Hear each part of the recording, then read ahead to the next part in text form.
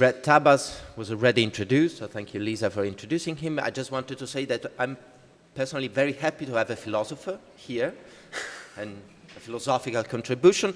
So the title of Brett's presentation is Differing and Unusual Orbits, Space Power Beyond the Vertical. Brett, the floor is yours. Okay, so I'm going to first start by saying that in a way this is a story. There's actually an addenda to the talk that Alexander gave, obviously. But then the other thing I want to add about it is that there really, in a way, is a fourth dimension to this project that we were talking about, and that is where this talk is to be located. And we could call this the history of planetary consciousness. So the degree to which people start thinking in terms of this paradigm that we've introduced would be a kind of aspect of planetization that we couldn't yet historicize, obviously, because it hasn't happened yet, or if it is happening, it's happening now, it's happening amongst us, right? And so Alexander, as a historian, would say none of the things I'm saying, because I'm a philosopher, and so I'm going to say stuff that we don't have historical distance on, and it depends a lot on you whether this makes sense or not. Right. But in any case, I did change the title a little bit from the initial one, though it's really quite close. And the title is the one that's now on. It's called Beyond the Vertical. And I'm calling it a critical archaeology of the planetary turn. And to situate my discourse, I'm going to be talking a lot about, let's say, theory. And I will, in a way, identify myself as someone coming out of what we call the theory tradition, something like the French theory tradition, even though now I call myself a philosopher, so you can think about that. But my training was in theory, and this is, in a way, addressed to the history of theory, and particularly the history of theory that led to the so-called planetary turn.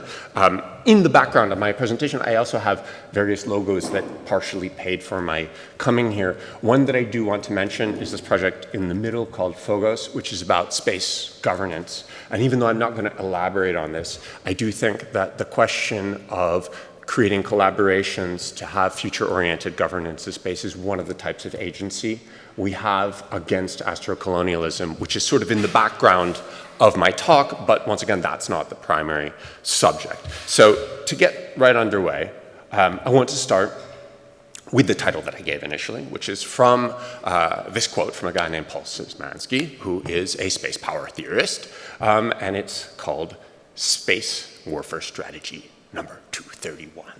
Use multiple differing and unusual orbits that all get to the same position in space at a specific time when you want to attack an adversary target with multiple weapons and attack profiles. Now, the thing I want to ask is where this kind of discourse fits into what I'll call the global planet, right? And this is the planet that is theorized in the planetary turn. This is the planet which I think emerges around the year 2000 or maybe a little bit earlier, but this is the one that becomes the key when Chakrabarty is talking about the planetary age. You can see literally in the book there is no space for anything in orbit in the cover of the book, right? There is only the Earth and maybe the biosphere. This other stuff is outside of history, right? And we would maybe say, and one finds today, that this location is the cosmos, right? So you have an opposition between the cosmos and the planet, right? But those differing orbits are not located in the cosmos. They are quite precise, right? And they are perhaps something that is in the site from which one would have what Maslich, who was one of these early pioneers of global theory, i.e. how to think the Earth from space, called global vision. But that cosmos viewpoint is a kind of generic viewpoint, not one that is thinking this. And I'll go into more of the theories that are constitutive for this planet without space as we go along. But maybe the thing that matters to say at this point, or to add a little bit to this, is this image that I sent along at the beginning. And this is an image, it's a real image. It is shot from a World View 3 satellite of a Landsat satellite. right? Now, this is not in our world of the global planet, but it is very much in the world if we care about the Anthropocene and we're monitoring that planet from space, right? And this is a commercial image, not a military image. Why are there commercial images? One, because we do lots of horrible astrocolonialist things in space. The other, because we do things that are very worthwhile, like monitor our planet with Landsats and provide that data, or at least until the Trump administration, in open access to many people. But the reason why the photo is there is because they wanted to be able to check for space junk. Now, of course, everything in space is also dark, so the origin of technologies like this were to check to see what technologies were aboard enemy satellites, so that when you fight space wars, you have space domain awareness, right? So now I want to talk a little bit about our friend who gave us this quote, because it matters who he is. So he calls himself the last of the old space warfighters. He was a person who worked in the United States Air Force in the Space Command. He's retired now.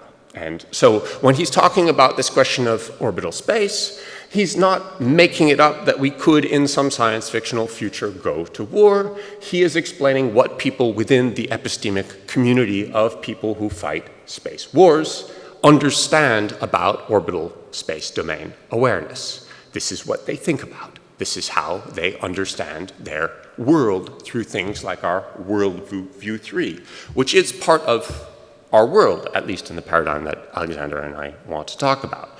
Now, he himself says that he has actually fought in 11 space wars. We don't know, because this whole domain is secret.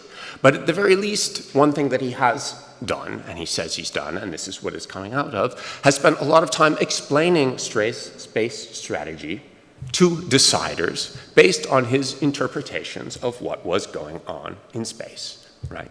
So this is a real domain that goes beyond, by the way, the vertical, right? This is all this world of space-to-space, space domain awareness.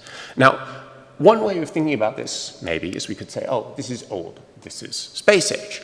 But in fact, that's perhaps something that I will talk about why it's not old and why it's not space age. But then the other thing I want to stress is this is not just about war, right? There is this image, which is from the 2021 Commander Strategic Vision of the US Space Force, saying the US way of life is fueled by space. The United States, on my narrative, is the first astrocolonial power. When the United States was a global empire, it was through figuring out ways to exercise power from orbital space, which was a new way of thinking about dominating the globe. But be that as it may, we are all connected in many, many ways to these satellites that are orbiting above us. And so even if we do not want to pursue aggressiveness in space, even if we just care about those connections, we should be interested in what Worldview 3 is saying about Landsat. So this is part of my project with Phobos, is this future-oriented space governments. Right? How do we establish a legal framework for those of us that do care about what's going on there, because we realize it affects our lives. And then, of course, once we've accepted that it affects our lives, then we have to start looking at people like SpaceX, who are radically affecting what goes on up there. And we have to see that these are new paths of resistance for us, precisely because we care about this domain, which we need to learn to think of. So this is not an old thing. It's a very contemporary thing. And this is another reason why I'm talking about this and not Alexander, because Alexander would want to have historical distance, right? And I'm going to talk about a rupture that has happened, very, very recently. But the thing that I skipped my slide here. But the thing that I really want to explain is that I'm going to be talking about what I call post-planetary thinking, and it is the same function within planetization or planetary history. But when I call what I'm doing post-planetary thinking, I merely want to mark a critical distance between what currently is understood as the planetary turn, which is a thinking on the global planet, the planet without space, and the thinking in which we have a historical domain, we have a political domain, we have concern that reaches out into orbital space and is not limited to the atmosphere. It's not limited to the biosphere, right? And my intervention, as I said, is part of this genealogy of theory, and I would describe that theory as having been something like French theory, right? what Cussier calls French theory, but realistically, looking backwards, it was always Franco-German theory, because any of the French theory is really super infused with Heidegger once you read it. And then secondarily, the version of planetary theory that we're going to be talking about is really global theory, because it was very often created by theorists who were post-colonial intellectuals from nations that were previously colonized, who were American academics, right? So it's really American global theory, right? People at American universities.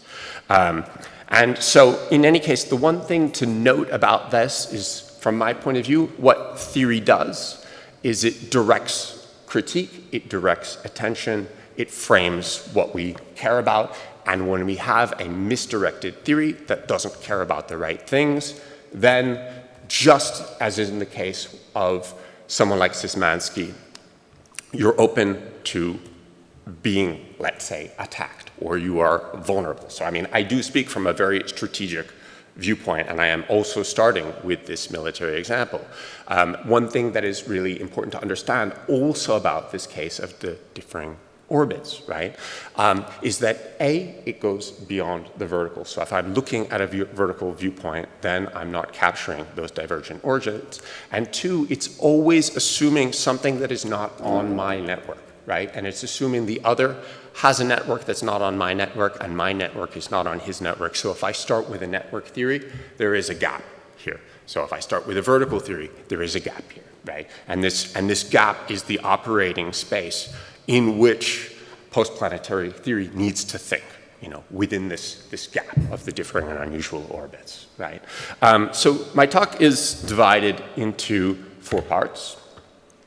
The first part is called From Aerospace to Air and Space, and that's talking about an institutional shift within the understanding of the domains in the United States military, but not just in the US, it also affects China, France, England, and other nations. The second one will basically argue that we have already been post-planetary, and we've had post-planetary theory since about the 1960s, so that the planetary theory or the planetary turn is really a nostalgic understanding of theory that is in a way repressing a lot of the potentialities for thinking that the 1960s theorists had exposed, and that we can go back to this. Then the next section, the post-planetary avant la lettre, is basically a reading of those theorists, mostly Derrida, but there's much more there. And then I recount what I call the Great Repression, which explains why and how we don't think in planetary terms already, like how we got to not thinking outer space, right, when we once did. So section 1, From Aerospace to Air and Space. And really I want to take as a sort of constitutive moment the sort of 2019 creation of the US Space Force. And at the beginning, everyone kind of thought it was a joke, right? I mean, I don't know if you watched Space Force, which was this amazing television story. I mean, if you're a space nerd, it was amazing, with Steve Carell. And the joke was boots on the moon, right? And this was at once this sort of terrestrial bias of like, what the hell is a Space Force gonna do? And a kind of generalized cultural misunderstanding of what people actually do in space, right? And how much our lives depend on it. But the reality of this was underscored by the fact that in 2020, France created the Commandement d'Espace. The English created the Royal Space Command. The Chinese created the People's Liberation Army Aerospace Force. And despite the aerospace in the title, it is only space domain that is under the charge. There is a separate air force in China, right? It is not an aerospace force. It is a space force. And this prompted this prompted, I'm actually ahead of myself, I want to go back. This prompted, for instance, Emmanuel Macron to announce that the sovereignty of sovereignties is found within controlling space. And there's a lot of discourse right now. I work in the military-industrial complex, right? The École Polytechnique is a military school, and we are very interested in technological sovereignty, right? And the key notion in technological sovereignty in Macron, but also in many of the texts, is this space technology, because it is like the linchpin that holds the theory of technological sovereignty together in the contemporary discourse. So in any case, he announces that space is the sovereignty of sovereignties, right? Which is totally paradoxical also, because traditional sovereignty is sovereignty over the land, right? So there's no land in space, and also nobody controls it. It's only a dominion. It's a global commons. And at the same time, Josep Borrell, who is the European representative for foreign affairs and security policy, he also declared space is a new battlefield. Right. So what we end up getting is a rupture with respect to aerospace and air and space. And I want to talk a little bit about the historical constitution of this notion of aerospace to give a sense of what the divorce might mean, sketching a little history of aerospace. Now, aerospace as a term was coined in 1958. It was coined by General Thomas White of the Air Force Chief of Staff, and he insisted that since there was no dividing line, no natural barrier separating these two areas, air and space, there can be no operational boundary between them. Thus, air and space comprise a single continuous operational field in which the Air Force must continue to function. This area is aerospace, right? And so his argument is why the aerospace domain needs to belong to the US Air Force and not some other force. And as early as '58, when he introduces this in Congress, one of the members of the Congress, John McCormack, says to him, well, why is it that you have a better claim to space than, the land, the Marines, what have you, right? So this was disputed from the beginning whether aerospace was a coherent domain. As early as 1962, Michael Golovine argued that it really ought to be called orbital space and not aerospace, because it was a more geographically accurate description. And Alexander and Syzmanski actually argued that part of the reason why it was kept aerospace as opposed to air and space was to keep space dark, because officially space was not militarized, right, according to treaties. And so not talking about air and space was a way of avoiding keeping the elephant, as it were, in the closet. But the thing that also starts mattering is that around the millennium, around 2000, and this date, say like the 90s to 2000, this will be really a key threshold period for me in the Constitution, both of the planetary turn and also in certain sort of paradigm shifts within the ways that politicians are thinking about aerospace. And also it's a key moment, let's say, in terms of the history of American empire. But in any case, basically, and this is based on the study of the Air Force historian Priscilla Jones, she basically says that you start to have debates around this around the 1990s. And the paradigm shift that was underway, and I sort of have my slides messed up, in terms of technology. Why is this not shifting?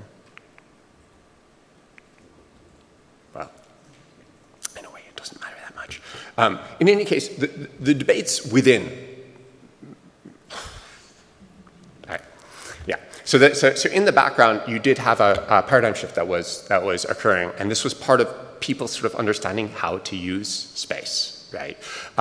You had a basic total American hegemony in space, and this was being marketed as a global space age using things like the Motorola Iridium constellation. And this was the first constellation of network satellites in low Earth orbit. The other ones, they used to have everything was in GEO, and they were really big satellites on GEO. And this was disputed, rightfully so, during the Bogota Declaration, where equatorial countries said, oh wait, you're over our countries, so therefore this impeaches our sovereignty. But as I already explained at another point, you really couldn't make these kinds of arguments with these satellites that were constantly spinning around and were all networked, because they weren't fixed over one place. So it's a paradigm shift in terms of the technology, and also a paradigm shift where the United States was very successful in terms of getting rivals to invest in this American constellation. So you have money coming in from China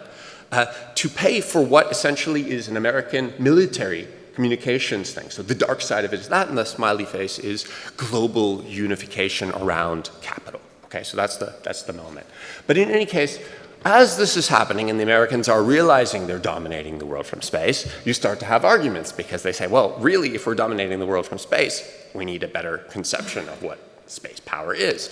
And so on the one hand, you had General Michael Ryan, who was the head of the Air Force, right? And he's arguing aerospace controls the vertical dimension. This is the argument for keeping aerospace. The vocation of space power, right, is to control the vertical.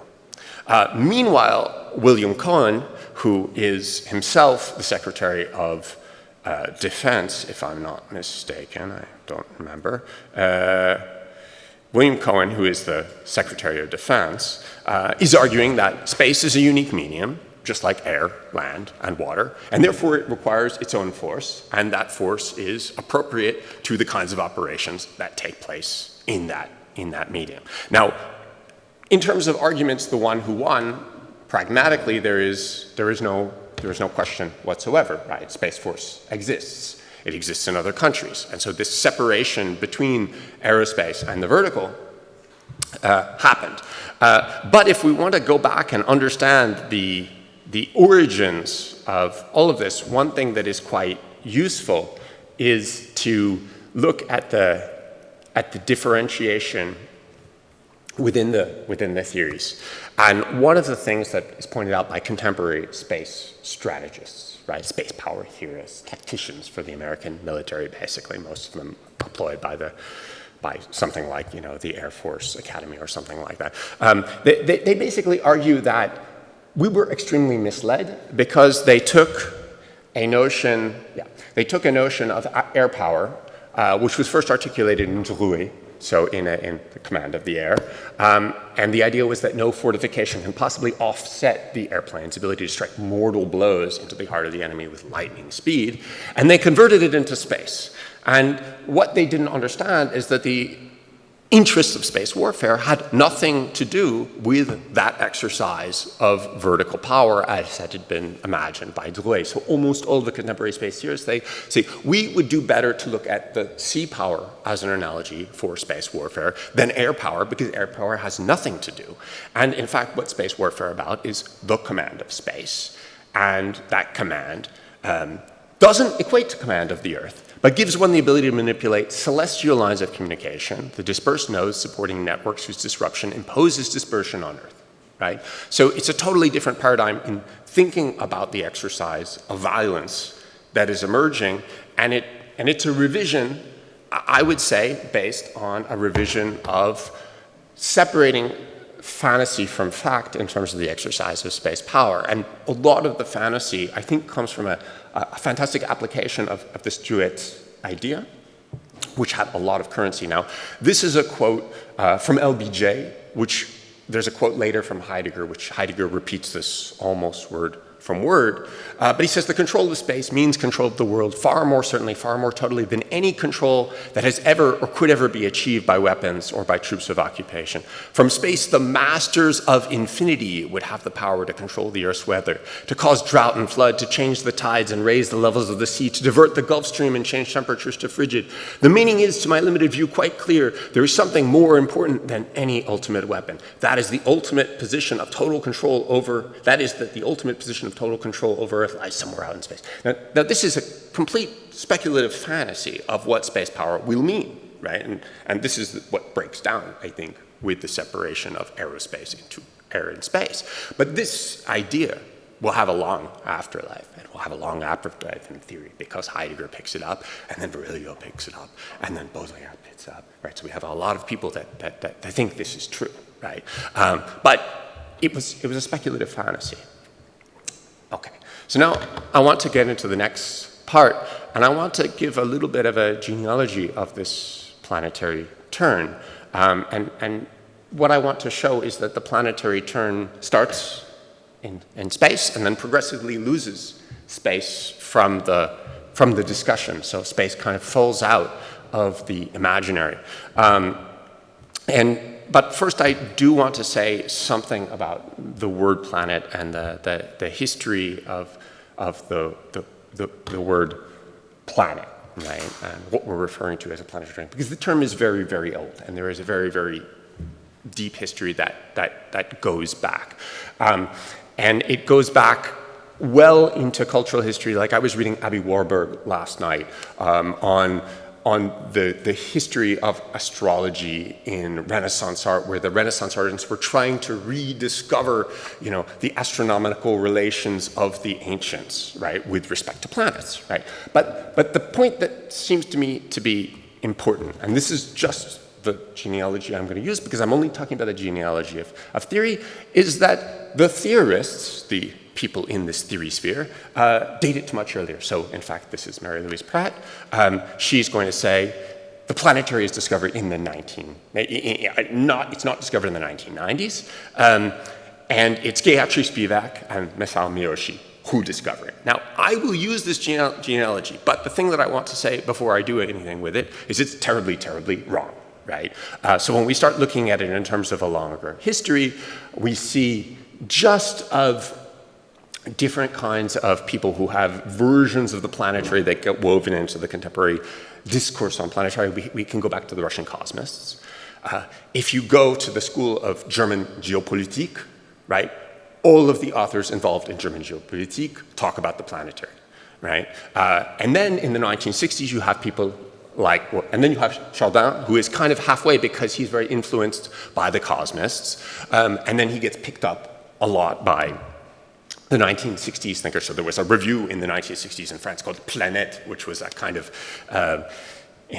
Chardinian, far-out, kind of groovy 1960s French review. But in any case, you have people like Axels and Aaron who are talking to the planet, and then you have people who are like counterculture people like William Irvin Thompson and Lovelock, who are also talking to the planet. And this is all before our planetary turn, and I'm sure there's much more, right? But as I said, I'm going to take this other genealogy, okay?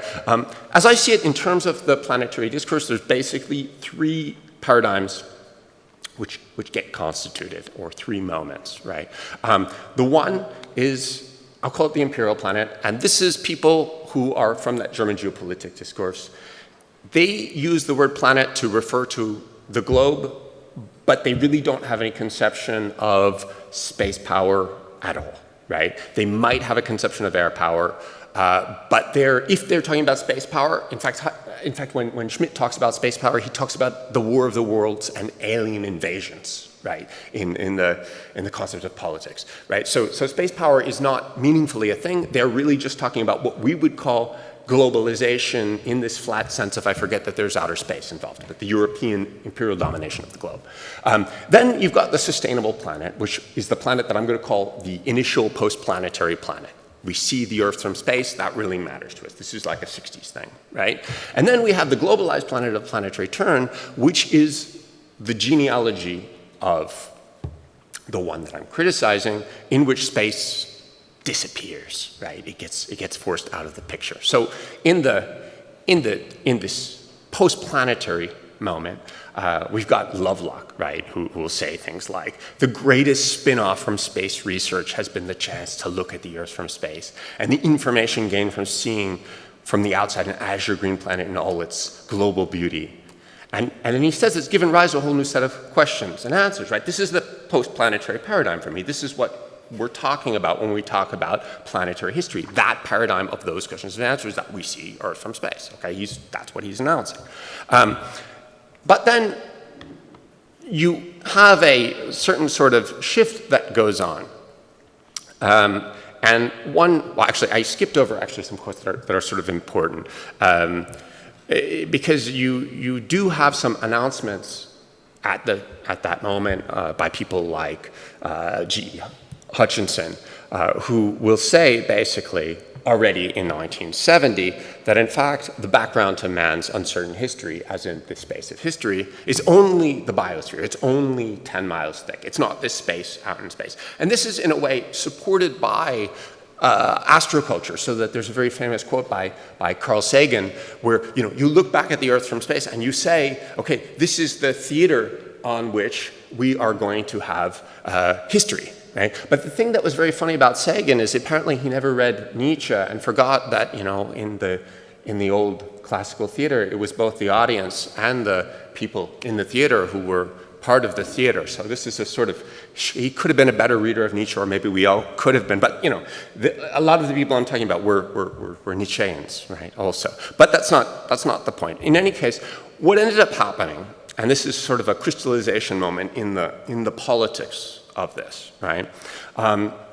is this becomes a sort of institutional moment in the history of global power, global biopower, right? And it gets announced in the beginning of the first UN report of sustainable development that, in the 20th century, in the middle of the 20th century, we saw the Earth from space. Right? And now we need sustainable development. Now, of course, left out of this was that only the space powers had the satellites to give us the data to exercise this biopolitical power to heal the planet, right? So this is the political moment going on, and this was brought out as a source of tension very early on by people, but the other thing that needs to be understood is that this. My slides and my text are a little off here. But the thing that needs to be understood is that quite early this crystallized, this planet seen from over space, into a particular and almost sort of dogmatic reading of what seeing the planet from outer space did. And that meaning was a planet without space. So in the image from 1998, when Earth is the planet of the year, it's shown on Earth without space against a terrestrial, supposedly ravaged background. And then the official reading of the icon, and this is from Benjamin Lazier's Earthrise: A Globalization of Picture, becomes, it is the terraqueous planet suspended in the void.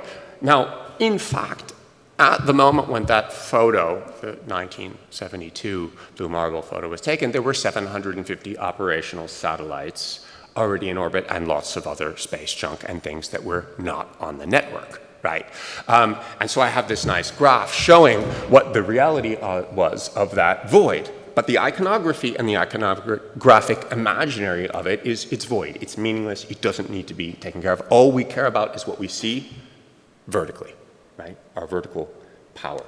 And the dispute over this vertical power yields a kind of conflict of interpretation within the environmental movement. And so Wolfgang Sachs writing, this is, the date here is 2015, but it's really in the 1990s that he's writing it, starts talking about the conflict of how we interpret the planet, because you have really these two planets, one where it's supposed to be like the lovelock one, oh, awe, love, whatever, and the other of, well, domination, vertical power, control.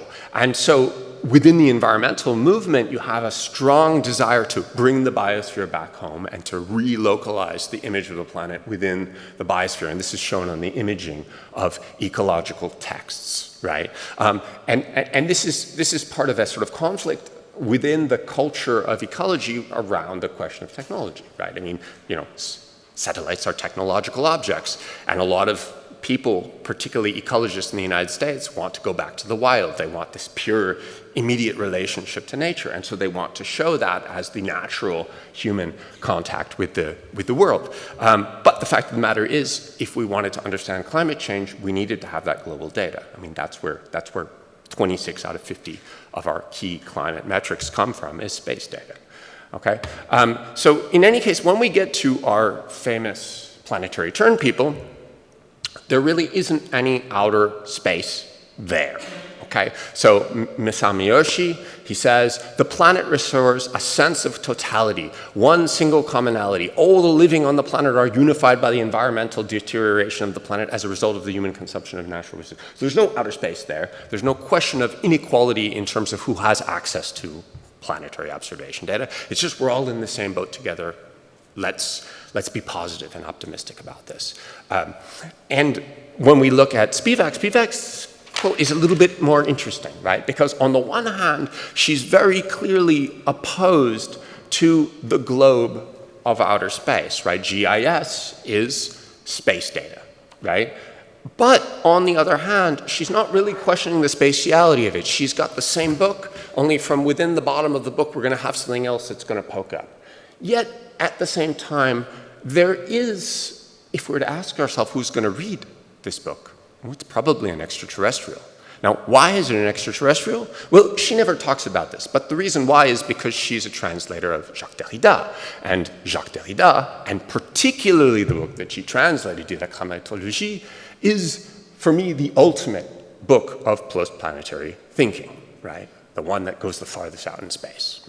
So I'm going to share that reading with you in this section called the post-planetary avant-la-lettre. I have really cool things to say about Paul Celan and things like that, but I'm not sharing it, I'm just showing it. But in any case, I want to talk, though, about this question of totality, and I want to talk a little bit about Heidegger, right? Because Heidegger is really important in all of this, right?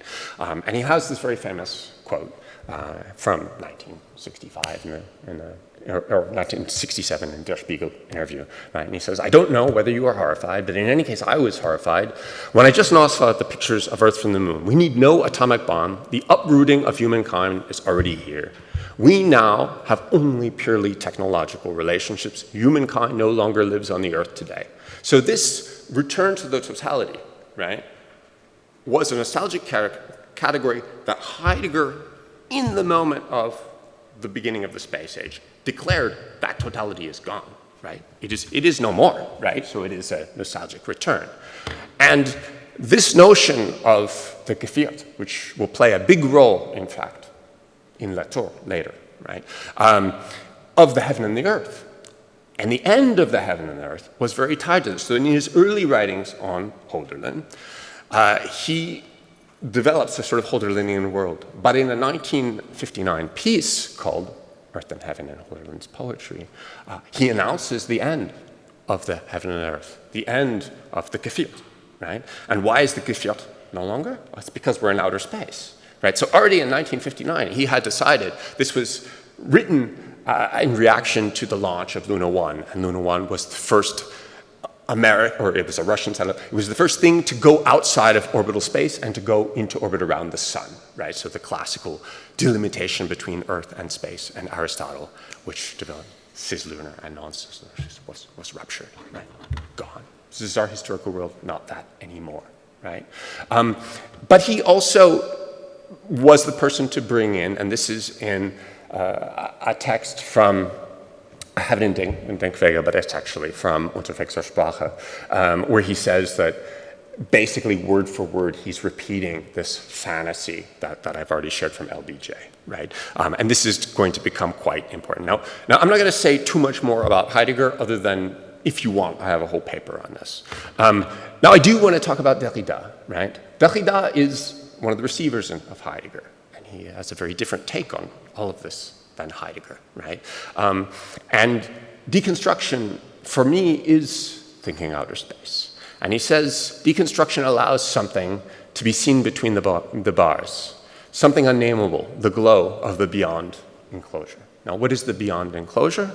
He has another section slightly later in the book on method, right? Method equals deconstruction. So what is the method of deconstruction?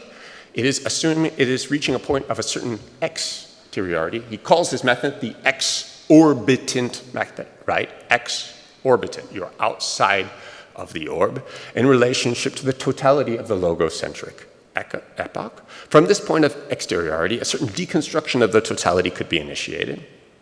This totality, which is also a trace path of this orb, orbis, which is also orbital, orbita. And at a certain point also, he discusses being stuck in a rut, right? And Heidegger is the rut, heaven and earth is a rut, because we have this new exorbitant type of thinking that, as he says, it's a historical necessity. We're in the space age. We can't go back anyway, right? And so outside of the closure, you can't judge your style in terms of received oppositions. Heaven and earth are not going to help you. We are in a new world. So we need to have a new way of thinking. Now, in case you doubt me that I'm reading this correctly, let's go to Circumfession, which is a it says 2008, but it's actually, I believe, 1991. And it's important to look at the placement of the text on the page, right? Because he's orbiting a commentary of Geoffrey Babington on Derrida, right? So it is a literal orbital mise en page. And to think about the mise en page is thinking outer space in Derrida. You can go back and read Glas, it's very explicit, right? But he says, I have neither top nor bottom, like the squirrel that climbs and descends horizontally, the shape of my world, the literature of appearances, like the very allure of my writing, cosmonautical, floating in zero G, right? This is space age writing. The philosophy of Derrida is trying to think outer space, right? And it takes a lot of work to understand this because it's very futures oriented. But all I want to say is that there was post-planetary philosophy before I'm telling you about it, right? If I'm reading Derrida correctly, right? But now I want to talk about what I call the Great Repression, how we got back to the planet without space, how we got someone like Spivak, who should have known that this was Derrida's way of thinking, is not thinking this, or is thinking this in a very quiet, repressed sort of way, right? So within the Great Repression, it actually happens in a quite paradoxical way through a kind of over-attention and over-dramatization of satellites, right? And so you get this kind of satellitization hypothesis in Baudrillard. And Baudrillard basically says the new reality principle is the vertical. Seeing the Earth from outer space is the new principle of reason. It is the new absolute. It effaces all other perspectives. And this was complete hyperbole, and it was more hyperbole in the moment that it was said than now, because the amount of things that you could really see from outer space in 1981 was extremely limited, right? There is no total vertical power being exercised. There is a fantasy of this. But we're moving from theorists saying there's this fantasy of, we're moving from a politician saying, I have this fantasy of exercising total power, to theorists saying, oh, this exercise of total power actually exists, right? And now I'm thinking it, right?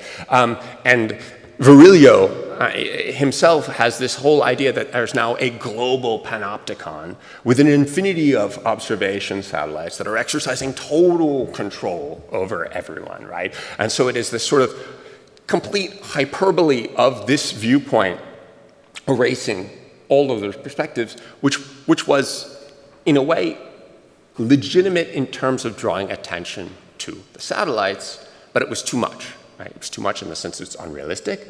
It's too much in the sense that if you have an infinity of observation satellites, if you know anything about space, you have Kessler systems, so you have no observation satellites because they bang into one another and you get no data and there's no more space anymore for anyone, right? So just hyperbole. If they were paying attention to space, their theories would have been better, right?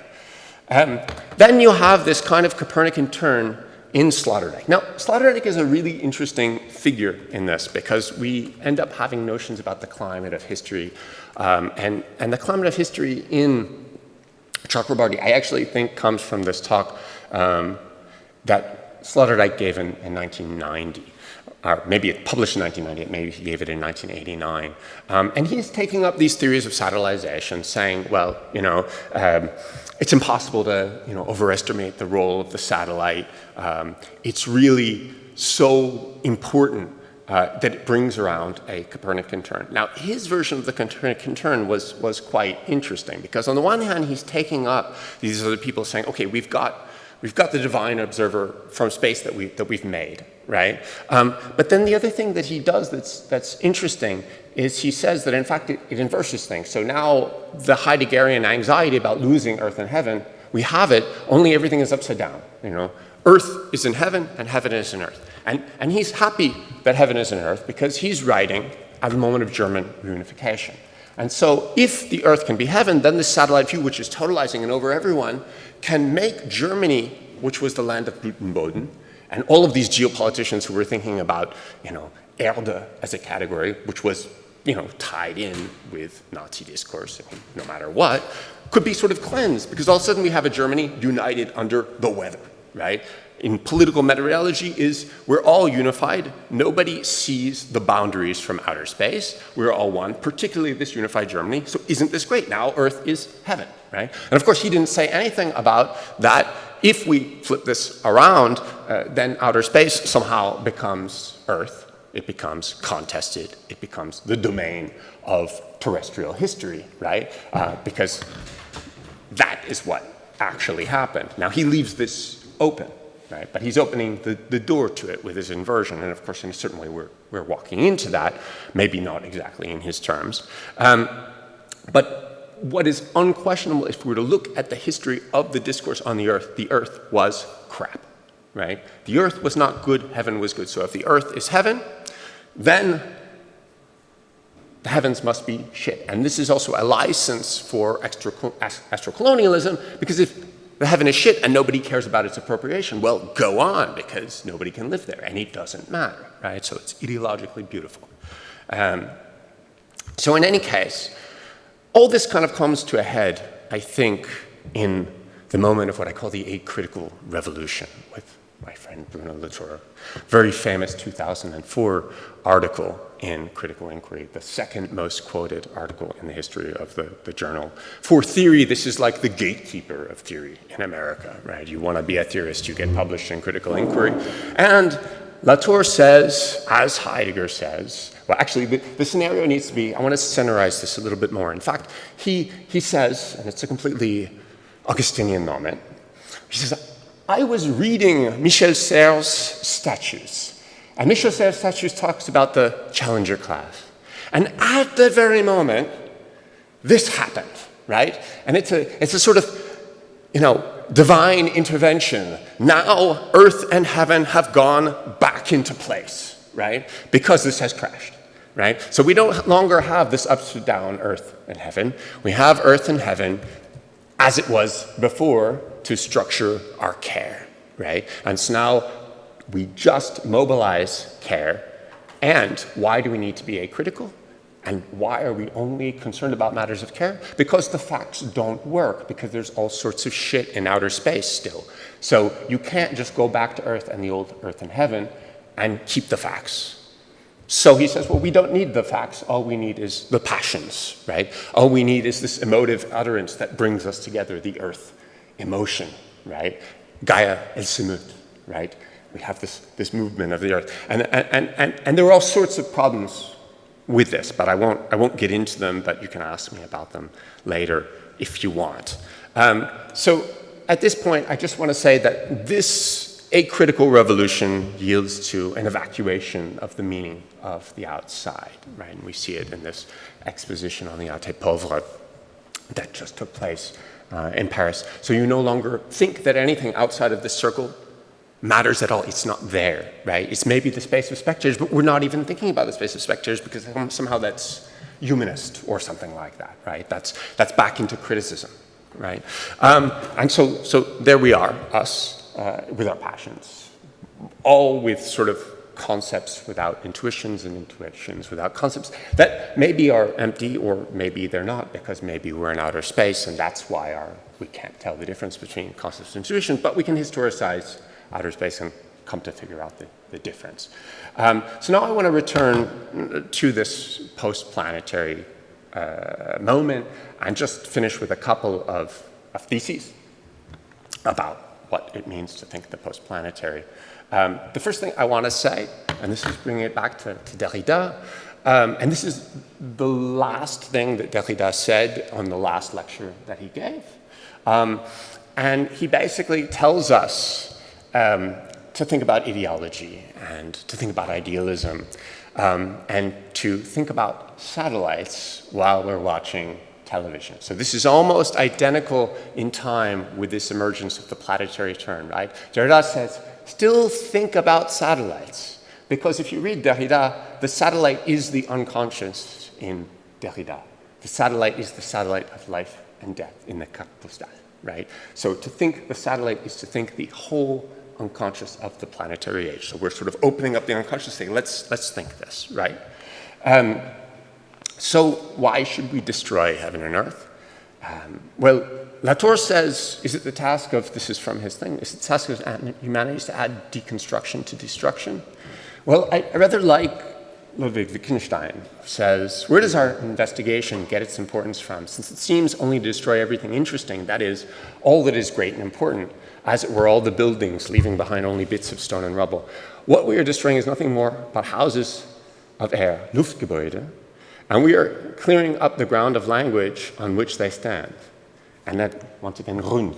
And what needs to be cleared up for us to think outer space is the way we automatically fall back onto these metaphors that are within our language, right? And so if we're not doing deconstruction, then we have a hard time thinking our world because we're always thinking about it in terms of these old oppositions that are bewitching our intellect, right? So this is why we need to get rid of heaven and earth. Not because we don't care about the earth, not because we want to go out into outer space, just because we need to think about what's going on and what matters. So I have 4 theses. 1, global planet of the world. The global planet was the world of the American Empire. And so when we talk about the planetary turn, they are expressing an ideology of the American Empire, a justification coming out of the American university system, right, of American satellite power.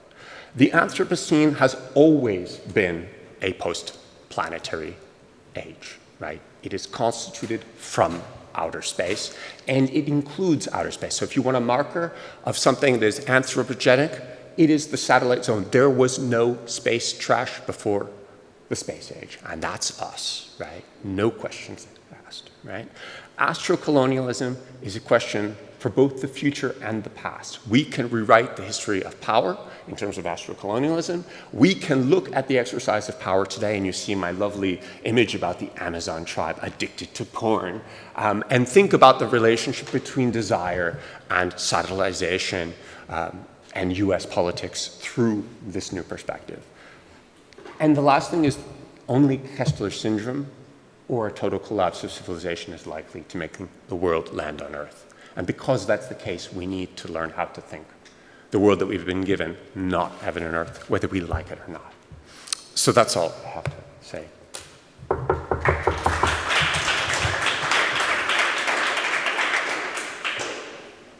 Thank you very much. And I think we can start the discussion if there are any questions.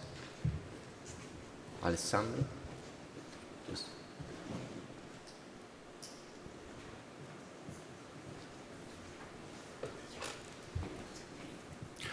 Can you hear me?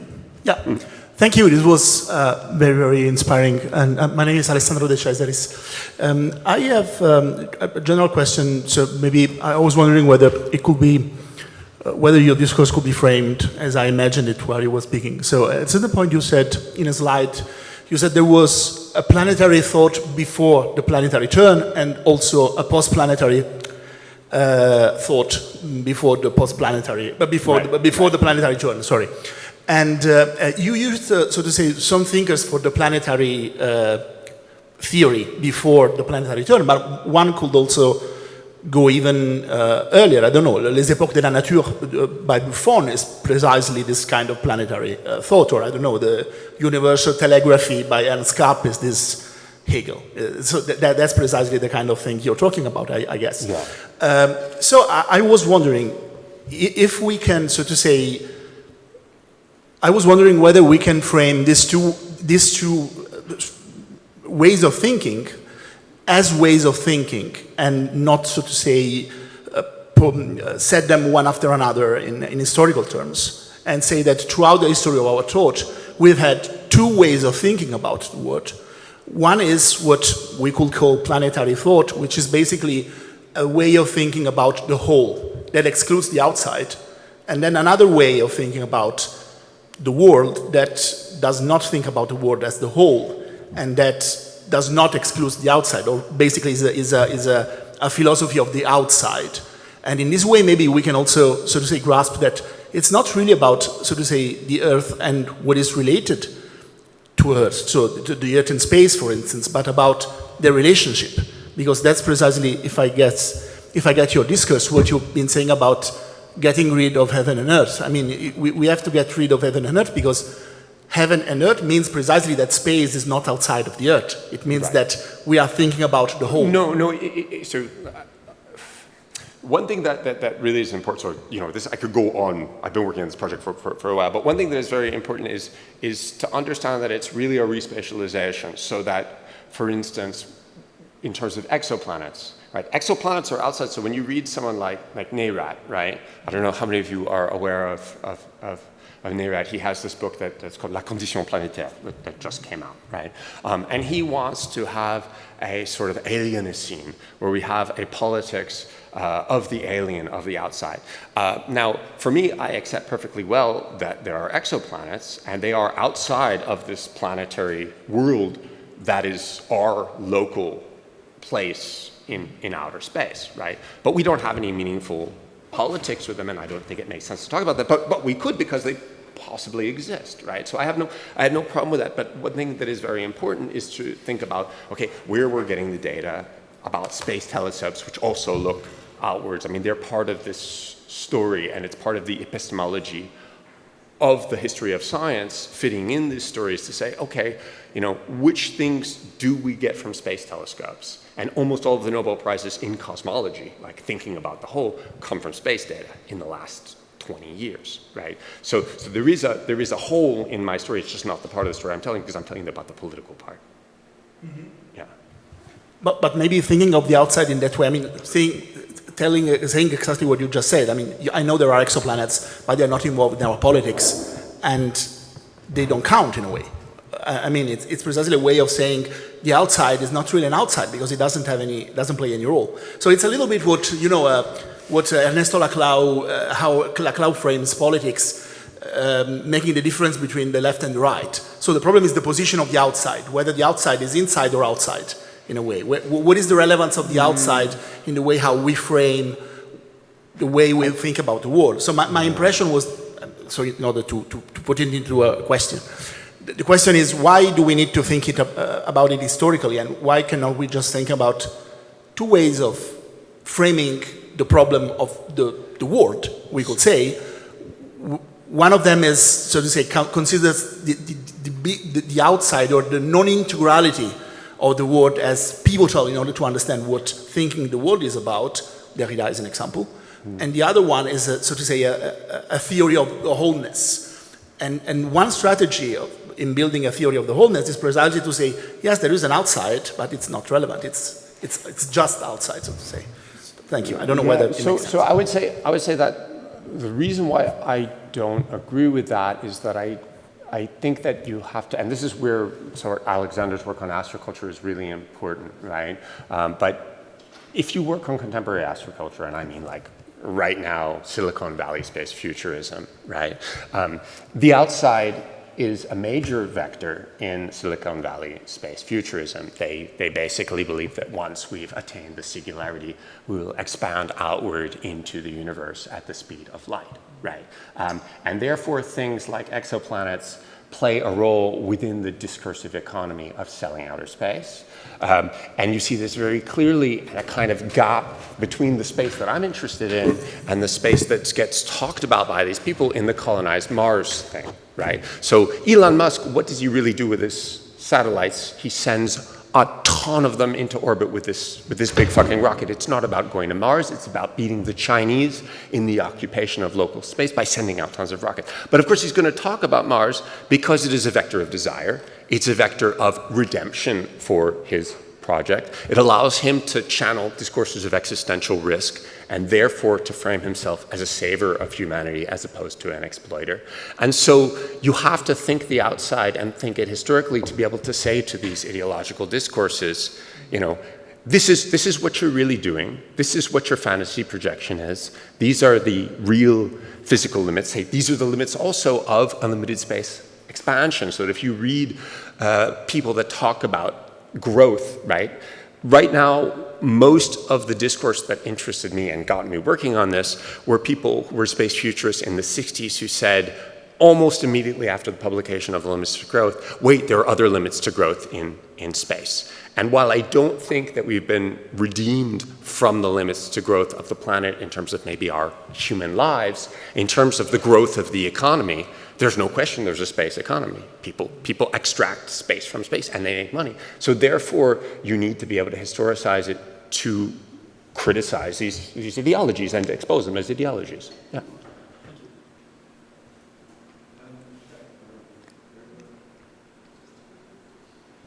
Okay, thank you very much. Very thought-provoking.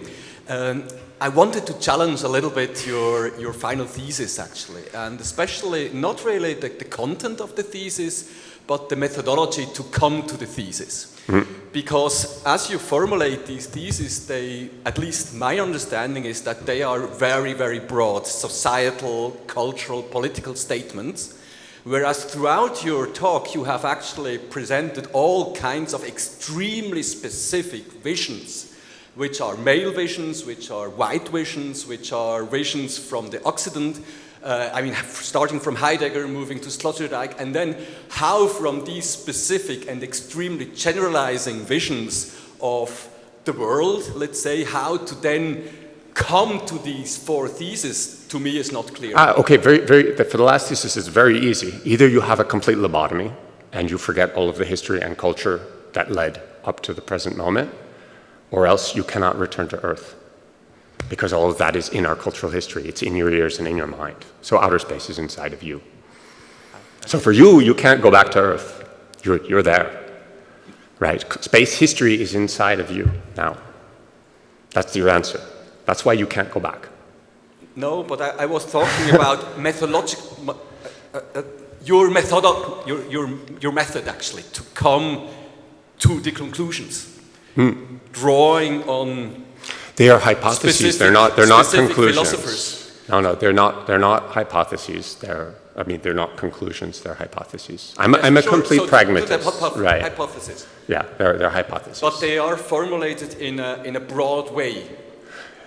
They're conclusions of the talk, as in the last things I would say, because precisely I understand your question, right? You want me to say here is the ground of my method. I'm proceeding step by step by step. But that metaphor of step by step goes back to ground, and it goes back to one of these metaphors that is very problematic for thinking outer space. Okay, there's no question. Generalization from a series of male, Western, white visions to come to these hypotheses. That's my question, actually, how from one you can come to the other. Sorry if I'm not clear. I would say that the stupid answer is that you take a risk, and this is why I'm not a historian, I'm a philosopher. Right? Number one, I would say that. Number two, I would say it's not just white Western male visions. This story is a story about a particular history of theory. Spivak is neither white nor male, right? I could tell the story otherwise, but this is the story I told today, right? The important thing really is this question of the paradigm. And after the question of the method, other people may have other methods of doing similar things. It's for people to work out. The question is the debate, right? Yeah. Yeah, if it's okay, I'm going to continue challenging some things. Yeah, okay. Please. So I think a couple of things that also flow from what has already been said. So the first would be kind of what you call a risk now, which is sort of drawing on a broad range of philosophers who have, like, in some way or the other, responded in the 20th century to kind of satellites. And I guess sort of that in very different ways, and there are way more, and also there's a question of kind of who are your interlocutors or ghosts here that you're trying to argue with or against. So I think one thing that I'm a little bit struck about is it has to do with kind of the idea of the noun again, like that the outside in itself has kind of, I mean, Alessandro just said that, has no real conceptual value. It has only a conceptual value if it explains a certain way of relating. And I just would like to know how you refer to various studies who have historically worked on concepts of the outside in French theory and implications with colonial thought, very concretely, in how the outside has been constructed. So this is one thing. Then the other would be would you agree that what you said, or what was on one slide, which is we saw the Earth from space for the first time, is just analytically wrong? I think that refers to kind of the point with the imagination, because what we saw, is just images that pictured Earth photographically from space, and we had to imagine ourselves in this perspective. We have not seen the Earth from space for the first time. This is just kind of not a description of what's happening. So this is maybe another thing to relate to. And then the last thing, it's most important maybe, I am not sure this is a paradigm shift in the sense Kuhn talks about it. Right. Maybe not, because as I said, the Derrida, he's already a post-planetary thinker, so maybe it isn't. With respect to this question of the we, can I just finish this last point with the paradigm shift? Yes, sorry. Because I think the very important thing, or kind of the very difference in method between, for instance, Foucault and Kuhn, is a paradigm shift is not a shift in a trend of thinking, it's not a shift in model, it's not a shift in theory, and it's kind of the conditions to kind of make measurements. I mean, we're also talking about science here, not about politics, that kind of is incommensurable to what has been thought and seen before. And what you described, I think, was a shift in theory. So, no, it's in a way, it's not even a shift in theory, it's a shift in reading. So that, like, for instance, I have a lot, and this is, you asked a lot of questions, and a lot of them are good, and the one that I want to answer least is the genealogy of the outside within colonial thought, because I would have to think about it and read more to give a good answer, because I think it would give a bullshit answer. But with respect to Foucault, I can give you a good answer. If you ask yourself, what is Foucault's episteme? His own episteme, right? He's always silent on it. So if you answer for me that question, then you'll have your answer, because he writes Le Mots et les Choses in 1965, in the heart of the space age. He writes Surveiller et Punir in 1972, which is almost exactly the same time that France is launching its first spot satellites. He writes the History of Folly, which begins with this Narrenschiff, right? And in 1961, and who was the Narr at that moment? It was Gagarin. But all of this goes unmentioned because he espouses silence about his contemporary moment. So you have to reconstruct his episteme. So no, it's not new at all, right? It's just saying what was the difference between, for instance, what he called global history and general history in the archaeologie du savoir. It's just saying this is where we already are, right? So no, it's not a paradigm shift in that sense. It's just a difference in understanding where we already are. And for me, that is also the point, is to say you can't, this is why I responded the way I can, you can't get space out of you. This is why you can't atterrir, because all of our theory is already outer space theory. Okay, that last bit was helpful. I'm not going to take more space, thank you. I do have a, sorry. No, go ahead.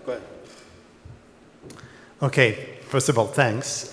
Thanks for provoking us, because I think that's what you want to achieve, and I think you were it was a very successful talk, making us think in uncomfortable ways.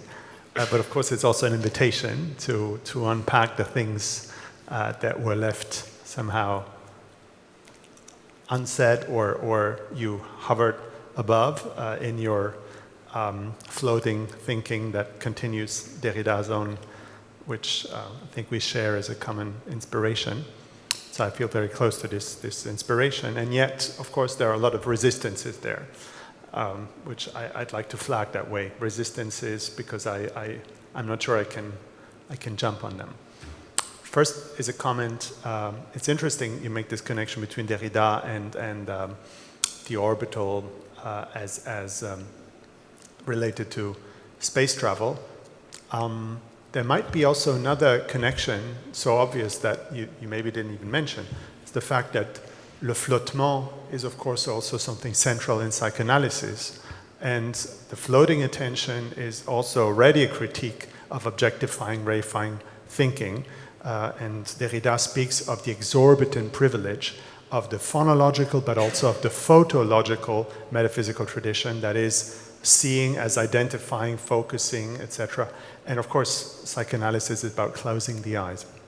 But leaving this comment aside, what I have most problems with is the distinction you seem to be making between the global and the planetary as being somehow associated with the dominance or non-dominance of the American model. Maybe I start to be tired, but your thesis one, if I recall, was about saying that the global is somehow the dominance of American imperialism, right?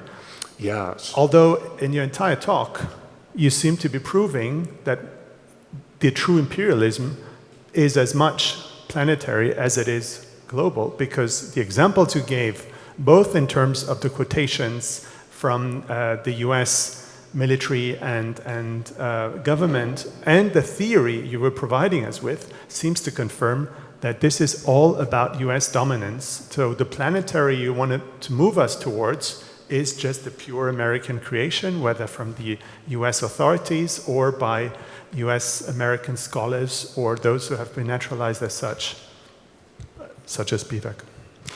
So I think that I maybe, with respect to your last point, I think that this is me being confusing, right? Because I think I actually agree with you on 100%. And I think when I'm talking about the global, I really, in that moment, I'm talking about the global planet, right?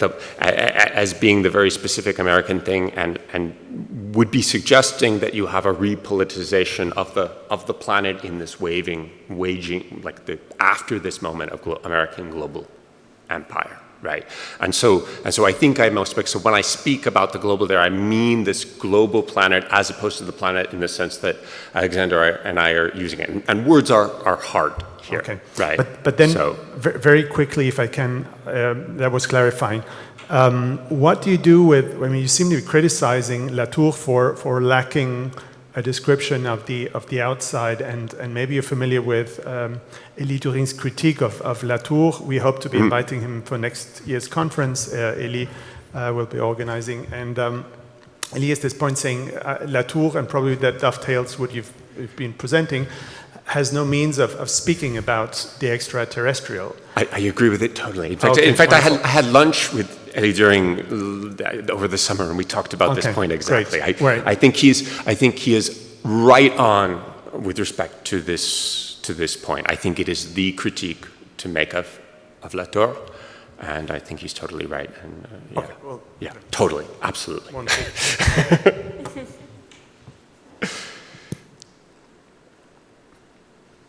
Okay, I have a silly question, which might be interesting.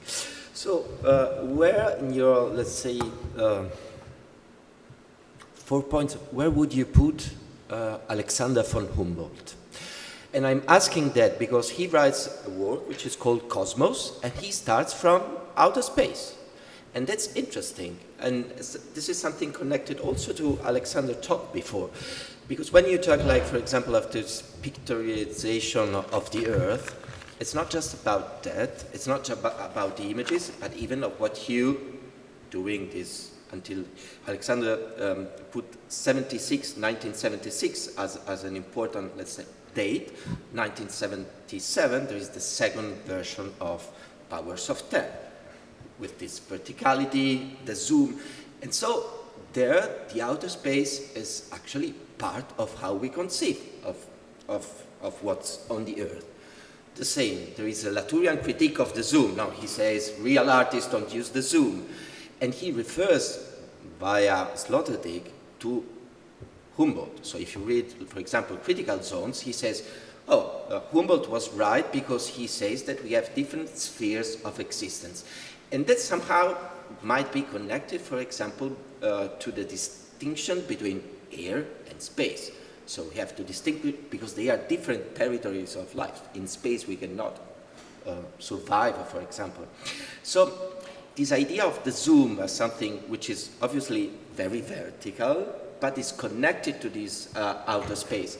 So I don't know how to translate this intuition into a question, but because it is not just about, let's say, envisioning the Earth, it is also what you do with these images and the operations that these images allows you in reference to what happens on the Earth. And this is strictly connected also to the militarization of outer space, so to speak.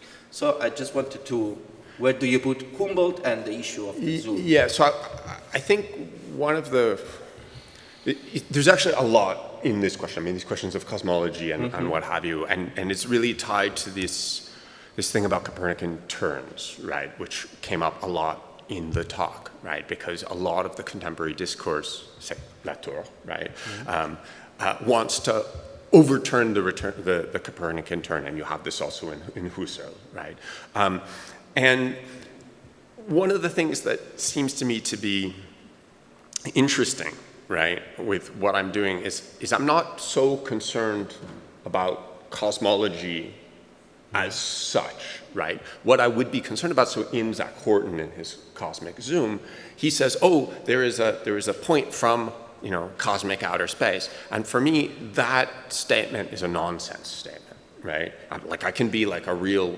Wittgensteinian positivist, right? And I want to say, oh, there is no cosmic viewpoint, right? There are viewpoints in now for us, which are historical viewpoints from specific places in space at specific points in time. So that cosmic viewpoint with respect to us, that's not a statement that makes sense. And it only made sense before you could actually have things in space and say, this viewpoint is from X and this point is Y. So that idea of a cosmic viewpoint is a sort of bullshit statement for me.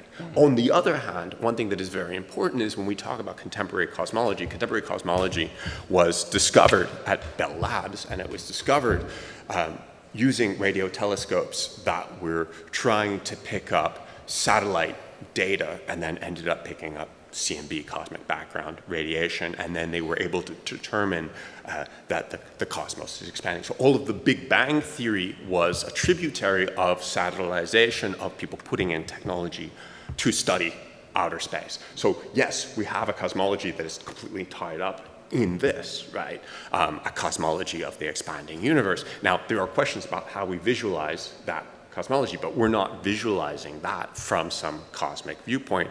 We're visualizing that with CMB, so it's background noise, it's radio telescopes, right? So the question is thinking about what are the right ways of framing this that makes sense with the technology and the questions we can actually talk about in like meaningful ways. And so that's kind of how I would react to that. Another way of reacting to that, which is very tied up in my own thinking, would be to try to say, oh, early Kant wants to be a cosmologist in the sense the Kantian critical turn emerges out of him realizing he can't do this. We have limits to our own understanding. When the dove flies too high, it goes out of the atmosphere and then it gets in free fall and it has to come back down. Now, that was because he thought outer space was not capable of being part of the Earth, so we were still in a Leibnizian monad in terms of our conception of the world, right? But we have to rethink Kantian, the limits of reason, in light of what we actually know about reality, right? But we still can't do cosmology of the pre-Kantian sort. I know Latour wants to do it, but I believe that we have limits in our reason. Right? I am a Kantian, right? In some weird way. I am a sort of Kantian, Sellarzian, Derridian. Okay, if there isn't any other question, thank you very much, Brad, and thank you all for this rich and intense day.